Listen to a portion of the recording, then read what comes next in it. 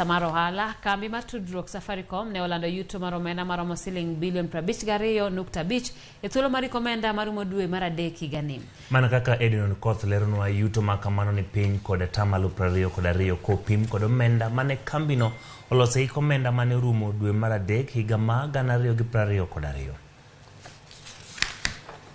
Yuto no mar siling bilion 52 gi milion 500 ni piny ka opim kod siling bilion 67 gi milion 400 mane Safaricom oloso yuto mane gilando higa mokalo.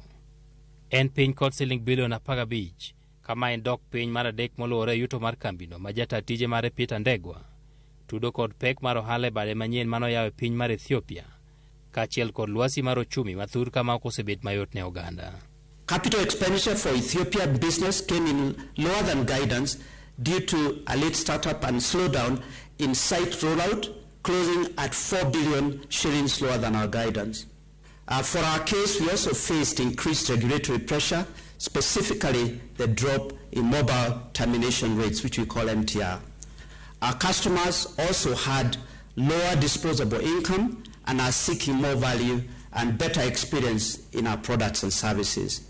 Safaricom ne olando yuto makamane odiochieng' ma piny owacho mar Ethiopia ne ochiwo ne lesen mar yango ohala mar M-Pesa e pinyno, lesen mane ginyiewo kod siling bilion 20. Bad Safaricom ma Ethiopia ne ni kod lal mar siling bilion 21 gi milion 700 kama igeno ne obiro chako kelo yuto bang' higni 4. Ndegwa wacho ni pod gibiro keto mwandu e pinyno higa mabiro. So we are keen to accelerate our operations in Ethiopia.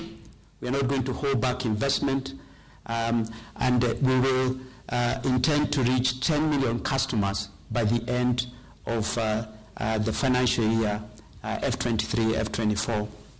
E yuto mar Thurka kende, kambino ne ni kod yuto mar siling bilion 74 gi milion 500, yuto manosir motegno kod ohala mawuok e M-Pesa manokelo ne Safaricom omenda maromo siling bilion 117 gi milion 200 thuolo makamano. Yuto mawuok kuom goyo simu ma jakelo ne Safaricom omenda machiegni kod ma M-Pesa kelo ne olwar kod atamalo 2.6 kama Safaricom ne oyudo siling bilion 81 gi milion 100 kowuok kuom jok magoyo simu ka opim kod siling bilion 83 gi milion 200 mane oyudo higa mokalo. Lwar yuto mar Safaricom ma osetimore kuom higni 3 mosekalo pod keto kambino e kind kembe man kod yuto mang'eny mogik e Thurka. Edwin Okoth, Ramogi TV, Nairobi. Ka odhi weche mag